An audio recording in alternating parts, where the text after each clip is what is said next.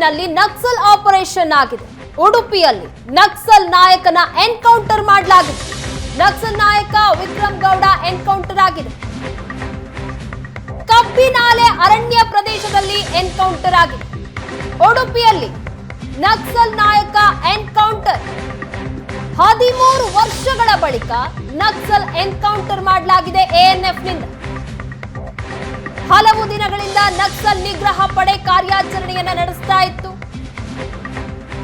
ನಕ್ಸಲರ ನೇತ್ರಾವತಿ ದಳದ ನಾಯಕ ವಿಕ್ರಮ್ ಗೌಡ ಈಗ ಬಲಿಯಾಗಿದ್ದಾನೆ. ಅರಣ್ಯ ಪ್ರದೇಶದಲ್ಲಿ ಕೂಂಬಿಂಗ್ ಇನ್ನೂ ಸಹ ಮುಂದುವರೆದಿದೆ. 13 ವರ್ಷಗಳ ಬಳಿಕ ನಕ್ಸಲ್ ನಾಯಕ ವಿಕ್ರಮ್ ಗೌಡ ಎನ್ಕೌಂಟರ್ ಆಗಿದ್ದಾನೆ. ಎಎನ್ಎಫ್ ಸಿಬ್ಬಂದಿಯಿಂದ ಕಾರ್ಯಾಚರಣೆ ನಡೆಸಲಾಗಿದ್ದು ವಿಕ್ರಮ್ ಗೌಡನನ್ನ ಎನ್ಕೌಂಟರ್ ಮಾಡಲಾಗಿದೆ. ನಕ್ಸಲರ ನೇತ್ರಾವತಿ ದಳದಲ್ಲಿದ್ದಂತಹ ವಿಕ್ರಮ್ ಗೌಡ, ಆ ದಳದ ನಾಯಕ ಸಹ, ಆತನನ್ನ ಎನ್ಕೌಂಟರ್ ಮಾಡಲಾಗಿದೆ. ಕಬ್ಬಿನಾಲೆ ಅರಣ್ಯ ಪ್ರದೇಶದಲ್ಲಿ ಎನ್ಕೌಂಟರ್ ಆಗಿದೆ. ಬಹಳಷ್ಟು ವರ್ಷಗಳಿಂದ ಹುಡುಕ್ತಾ ಇದ್ರು. ಪೊಲೀಸರ ಕಣ್ತಪ್ಪಿಸಿ ಓಡಾಡ್ತಾ ಇದ್ದ, ಪೊಲೀಸರಿಗೆ ಚಳ್ಳೆ ಹಣ್ಣನ್ನ ತಿನ್ಸಿದ ಸಾಕಷ್ಟು ಬಾರಿ. ಕೊನೆಗೂ ನಿನ್ನೆ ರಾತ್ರಿ ವಿಕ್ರಮ್ ಗೌಡನನ್ನ ಎನ್ಕೌಂಟರ್ ಮಾಡಲಾಗಿದೆ ಎಎನ್ಎಫ್ ತಂಡದಿಂದ. ಪಶ್ಚಿಮ ಘಟ್ಟದ ತಪ್ಪಲಿನಲ್ಲಿ ಎಎನ್ಎಫ್ ನಕ್ಸಲ್ ಆಪರೇಷನ್ ಸಕ್ಸಸ್ ಆಗಿದೆ. ಹಲವು ದಿನಗಳಿಂದಲೂ ಸಹ ನಕ್ಸಲ್ ನಿಗ್ರಹ ಪಡೆ ಕಾರ್ಯಾಚರಣೆಯನ್ನ ನಡೆಸ್ತಾ ಇತ್ತು. ಯಾಕಂದ್ರೆ ಅಲ್ಲಿ ನಕ್ಸಲರು ಆಕ್ಟಿವ್ ಆಗಿದ್ದಾರೆ ಅನ್ನುವಂತಹ ಮಾಹಿತಿ ಹಿನ್ನೆಲೆಯಲ್ಲಿ ಹಲವು ದಿನಗಳಿಂದಲೂ ಸಹ ಎಎನ್ಎಫ್ ಕಾರ್ಯಾಚರಣೆಯನ್ನ ನಡೆಸ್ತಾ ಇತ್ತು. ನಿನ್ನೆ ರಾತ್ರಿ ಮುಖಾಮುಖಿಯಾದಂತಹ ಸಂದರ್ಭದಲ್ಲಿ ನಕ್ಸಲ್ ಟೀಮಿಂದ ಪೊಲೀಸರ ಮೇಲೆ ಫೈರಿಂಗ್ ಆಗಿದೆ. ಹೀಗಾಗಿ ಪೊಲೀಸರು ಸಹ ರೀಫೈರಿಂಗ್ ಮಾಡಿ ವಿಕ್ರಮ್ ಗೌಡನನ್ನ ಎನ್ಕೌಂಟರ್ ಮಾಡಿದ್ದಾರೆ. ನಕ್ಸಲ್ ನಾಯಕ ವಿಕ್ರಮ್ ಗೌಡ ಎನ್ಕೌಂಟರ್ ಇದೆಯಲ್ಲ, ಅದು ರಣರೋಚಕವಾಗಿತ್ತು. ಎಎನ್ಎಫ್ ತಂಡದಿಂದ ಕಳೆದ ರಾತ್ರಿ ನಕ್ಸಲರಿಗಾಗಿ ಹುಡುಕಾಟ ನಡೆದಿತ್ತು.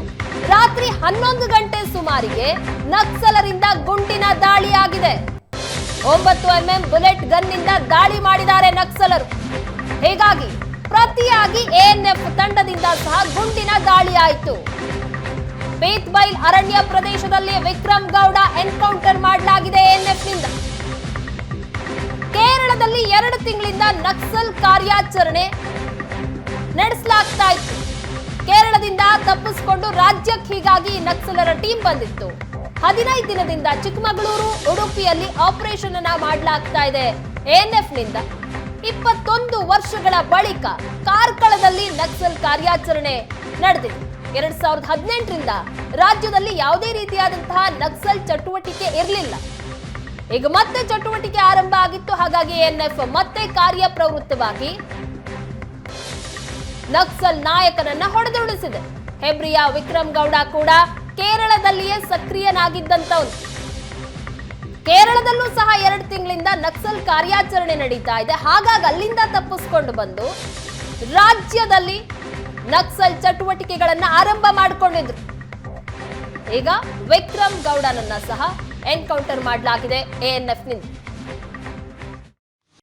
ದಶಕಗಳ ನಂತರ ಮತ್ತೆ ಗುಂಡಿನ ಸದ್ದು ಮೊಳಗಿದೆ. ಪಶ್ಚಿಮ ಘಟ್ಟದ ತಪ್ಪಲಿನಲ್ಲಿ ಎನ್ಕೌಂಟರ್ನ ಮೂಲಕ ಮತ್ತೊಮ್ಮೆ ಸುದ್ದಿಯಾಗಿದೆ. ವಿಕ್ರಮ್ ಗೌಡ ಎನ್ಕೌಂಟರ್ಗೆ ಬಲಿಯಾಗಿದ್ದಾನೆ ಅನ್ನುವಂಥ ಮಾಹಿತಿ ಇದೆ. ನಕ್ಸಲ್ ನಾಯಕ ವಿಕ್ರಮ್ ಗೌಡ ತನ್ನ ಊರಿನಲ್ಲೇ ಬಲಿಯಾಗಿದ್ದಾನ ಅನ್ನುವಂಥ ಸಂಶಯಗಳು ಕಾಡ್ತಾ ಇದೆ. ಎಎನ್ಎಫ್ ಪೊಲೀಸರು ನಿನ್ನೆ ರಾತ್ರಿ ನಡೆಸಿದಂತಹ ಮುಖಾಮುಖಿಯಲ್ಲಿ ನಕ್ಸಲ್ ನಾಯಕ ವಿಕ್ರಮ್ ಗೌಡ ಬಲಿಯಾಗಿದ್ದಾನೆ ಅನ್ನುವಂಥ ಪ್ರಾಥಮಿಕ ಮಾಹಿತಿಗಳು ಸದ್ಯ ಲಭ್ಯ ಆಗ್ತಾ ಇದೆ. ಬೇರೆ ಬೇರೆ ಕುದುರೆಮುಖ ಅಭಯಾರಣ್ಯದ ಸಂದರ್ಭದಲ್ಲಿ ಸಾಕಷ್ಟು ಹೋರಾಟಗಳಲ್ಲಿ ತೊಡಗಿಸಿಕೊಂಡಿದ್ದ ಈತ ಕ್ರಮೇಣ ಆತ ಒಂದು ನಕ್ಸಲ್ ನಾಯಕನಾಗಿ ಬೆಳೆದಿದ್ದೆ. ಆ ಕಾಲದಲ್ಲಿ ಆತ ಸಾಕಷ್ಟು ಕಾರ್ಯಕರ್ತನಾಗಿ ಸೇರ್ಪಡೆಯಾದವ, ನಂತರ ನಕ್ಸಲ್ ನಾಯಕನಾಗಿ ಬೆಳೀತಾನೆ. ಕೇರಳದಲ್ಲಿ ಬಹಳ ಸಕ್ರಿಯವಾಗಿದ್ದ ಅನ್ನುವಂಥದ್ದು. ಸೊ ಆ ನಂತರದಲ್ಲಿ ಆ ಮೂವ್ಮೆಂಟ್ ಈ ಭಾಗದಲ್ಲಿ ಆಗುತ್ತೆ. ಕೇರಳದಲ್ಲಿ ಪೊಲೀಸರ ಕಾರ್ಯಾಚರಣೆ ಬಿಗಿಗೊಳ್ತಾ ಇದ್ದ ಹಾಗೆ ತನ್ನ ತಂಡದ ಜೊತೆ ಆತ ದಕ್ಷಿಣ ಕನ್ನಡ ಜಿಲ್ಲೆ ಆಸುಪಾಸಿನಲ್ಲಿ ಕಾಣಿಸಿಕೊಂಡಿದ್ದ. ಈಗ ಕಳೆದ 1 ವಾರದಿಂದ ಚಿಕ್ಕಮಗಳೂರು ಭಾಗದಲ್ಲಿ ಏನು ನಕ್ಸಲ್ ಚಟುವಟಿಕೆಗಳ ಸುದ್ದಿಯನ್ನು ನಾವು ಕೇಳ್ತಾ ಇದ್ದೆವು. ಆ ನಂತರ ಇಲ್ಲೂ ಕೂಡ ಆ ಕಾರ್ಯಾಚರಣೆಯನ್ನು ಉಡುಪಿ ಜಿಲ್ಲೆಯ ಪಶ್ಚಿಮ ಘಟ್ಟದ ತಪ್ಪಲು ಪ್ರದೇಶದಲ್ಲೂ ಕೂಡ ತೀವ್ರಗೊಳಿಸಿದ್ರು ಪೊಲೀಸರು. ನಿನ್ನೆ 9 9 ಗಂಟೆಯ ಸುಮಾರಿಗೆ ನಡೆದಂತಹ ಮುಖಾಮುಖಿಯಲ್ಲಿ ತಡರಾತ್ರಿಯವರೆಗೂ ಈ ಒಂದು ಕಾರ್ಯಾಚರಣೆ ನಡೆದಿತ್ತು. ಆ ಸಂದರ್ಭದಲ್ಲಿ ವಿಕ್ರಮ್ ಗೌಡನೇ ಬಲಿಯಾಗಿದ್ದಾನೆ ಅನ್ನುವಂಥ ಮಾಹಿತಿಗಳು ಸದ್ಯ ಲಭ್ಯ ಆಗ್ತಾ ಇದೆ. ಆತನ ಜೊತೆಗೆ 4-5 ಜನ ಕೂಡ ತಂಡದಲ್ಲಿ ಇದ್ದರು. ಅವರೆಲ್ಲ ಗಾಯಾಳುಗಳಾಗಿಯೋ ಅಥವಾ ಅಲ್ಲಿಂದ ಎಸ್ಕೇಪ್ ಆಗಿದ್ದಾರೆ. ಅವರಿಗೆ ಇಲ್ಲಿ ಕೆಲವರಿಗೆ ಗಾಯಗಳಾಗಿರುವಂಥ ಸಾಧ್ಯತೆಗಳು ಕೂಡ ಇವೆ ಅನ್ನುವಂಥ ಮಾಹಿತಿ ಸದ್ಯ ಲಭ್ಯ ಆಗ್ತಾ ಇರುವಂಥದ್ದು. ಈ ರಾಜ್ಯದ ಪ್ರಥಮ ನಕ್ಸಲ್ ಎನ್ಕೌಂಟರ್ ಕೂಡ ಉಡುಪಿ ಜಿಲ್ಲೆಯ ಕಾರ್ಕಳ ತಾಲೂಕಿನ ಈದು ಅನ್ನುವಂಥ ಪರಿಸರದಲ್ಲೇ ನಡೆದಿತ್ತು. ಆ ನಂತರದಲ್ಲಿ ಬಹಳಷ್ಟು ಪೊಲೀಸರು ಕಾರ್ಯಾಚರಣೆ ತೀವ್ರಗೊಂಡಿತ್ತು. ಪೊಲೀಸ್ ಕಾರ್ಯಾಚರಣೆಯಿಂದಾಗಿ ಅನೇಕ ಪಾರ್ವತಿ ಹಾಜಿಮ ಮೊದಲಾಗಿ ಸತ್ತರೆ, ಅನಂತರ ವಸಂತಗೌಡನ ಎನ್ಕೌಂಟರ್ ಕೂಡ ಆಗುತ್ತೆ ಈ ಭಾಗದಲ್ಲಿ. ಮತ್ತು ಅದಕ್ಕೆ ಪ್ರತಿಯಾಗಿ ನಕ್ಸಲರು ಕೂಡ ಪೊಲೀಸ್ ಮಾಹಿತಿದಾರರು ಅನ್ನುವಂಥ ಕಾರಣಕ್ಕೆ ಒಂದಿಷ್ಟು ಕೆಲವರನ್ನು ಬಲಿ ಪಡಿತಾರೆ. ಆ ಬಳಿಕ ನಕ್ಸಲ್ ಚಟುವಟಿಕೆ ಒಂದು ಹದ್ದುಬಸ್ತಿಗೆ ಬಂದಿತ್ತು, ನಿಯಂತ್ರಣಕ್ಕೆ ಬಂದಿತ್ತು. ಕಳೆದ 1 ದಶಕದಲ್ಲಿ ಹೇಳಿಕೊಳ್ಳುವಂಥ ಯಾವುದೇ ಚಟುವಟಿಕೆಗಳು ಆಗಿರಲಿಲ್ಲ. ಈಗ ಮತ್ತೆ ಸದ್ದು, ಗುಂಡಿನ ಸದ್ದು ಮೊಳಗಿರುವಂಥದ್ದು. ವಿಕ್ರಮ್ ಗೌಡ ಇದಕ್ಕೆ ಬಲಿ ಆಗಿದ್ದಾನೆ ಅನ್ನುವಂಥ ಮಾಹಿತಿ. ಏನು ನಾವು ಕೇಳಿದ್ದೇವೆ, ಕಸ್ತೂರಿ ರಂಗನ್ ವರದಿಯ ಬಗ್ಗೆ ಸಾಕಷ್ಟು ಏನು ವಿವಾದಗಳು ಎದ್ದಿತ್ತು ಇತ್ತೀಚೆಗೆ. ತಮ್ಮನ್ನು ಒಗ್ಗಲೆಬ್ಬಿಸ್ತಾರೆ ಅನ್ನುವಂಥ ಆತಂಕ ಗ್ರಾಮಸ್ಥರಲ್ಲಿ ಕಾಡಿತ್ತು. ಸರ್ಕಾರ ಭರವಸೆ ಕೊಟ್ಟರೂ ಕೂಡ ಜನರು ಅದನ್ನು ನಂಬುವ ಸ್ಥಿತಿಯಲ್ಲಿ ಇರಲಿಲ್ಲ. ಅದರ ಮುಂದುವರಿದ ಭಾಗವಾಗಿ ಈ ಒಂದು ನಕ್ಸಲರು ಅದರ ಲಾಭವನ್ನು ಪಡೆಯುವ ಸಲುವಾಗಿ ಒಂದಿಷ್ಟು ಸಭೆಗಳನ್ನು ಅದು ಇದು ನಡೆಸೋದಕ್ಕೆ ಆ ಭಾಗಕ್ಕೆ ಬಂದಿದ್ರು ಅನ್ನೋಂಥ ಮಾಹಿತಿ. ಆ ಸಂದರ್ಭದಲ್ಲಿ ಚಿಕ್ಕಮಗಳೂರು ಭಾಗದಲ್ಲಿ ಕಳೆದ ವಾರ ಕಾಣಿಸಿಕೊಂಡಂಥ ನಕ್ಸಲರು ಅಲ್ಲಿ ಕಾರ್ಯಾಚರಣೆ ತೀವ್ರಗೊಂಡಾಗ ಈ ಭಾಗಕ್ಕೆ ಬಂದಿದ್ದರು. ಸೊ ಆ ಸಂದರ್ಭದಲ್ಲಿ ಆದಂತಹ ಮುಖಾಮುಖಿ ಇದು. ಇದರಲ್ಲಿ ವಿಕ್ರಮ್ ಗೌಡ ಬಲಿಯಾದರೆ ಉಳಿದವರು ಅಲ್ಲಿಂದ ಸ್ಥಳದಿಂದ ಪರಾರಿ ಆಗಿದ್ದಾರೆ ಅನ್ನುವಂಥ ಮಾಹಿತಿ ಸದ್ಯ ಲಭ್ಯ ಆಗ್ತಾ ಇದೆ. ಹಿರಿಯ ಪೊಲೀಸ್ ಅಧಿಕಾರಿಗಳು ಎಲ್ಲ ಮಾಹಿತಿಯನ್ನು ಇನ್ನಷ್ಟೇ ಖಚಿತಪಡಿಸಬೇಕು. ಸ್ಥಳೀಯರಿಗೆ ಯಾರಿಗೂ ಆ ಭಾಗಕ್ಕೆ ಹೋಗ್ಲಿಕ್ಕೂ ಕೂಡ ಬಿಡ್ತಾ ಇಲ್ಲ ಅನ್ನುವಂಥ ಮಾಹಿತಿ ಇದೆ. ಸೊ ಆ ದೃಷ್ಟಿಯಿಂದ ಪೊಲೀಸ್ ಇಲಾಖೆ ಈ ಒಂದು ಕಾರ್ಯಾಚರಣೆಯ ಒಟ್ಟು ಸ್ವರೂಪವನ್ನು ಇನ್ನಷ್ಟೇ ತಿಳಿಸಬೇಕು. ಮತ್ತು ಒಂದು ಬಲಿಯಾಗಿದೆ ಮತ್ತು ಅದು ವಿಕ್ರಮ್ ಗೌಡನೇ ಇರಬೇಕು ಅನ್ನುವಂಥ ಸಂಶಯಗಳು ದಟ್ಟವಾಗಿದೆ. ಉಡುಪಿಯಿಂದ ಕ್ಯಾಮ್ರಾಮನ್ ಹರೀಶ್ ಜೊತೆಗೆ ಶಶಿಧರ ಮಾಸ್ತಿಬೇಲು, ಏಷ್ಯಾನೆಟ್ ಸುವರ್ಣ ನ್ಯೂಸ್.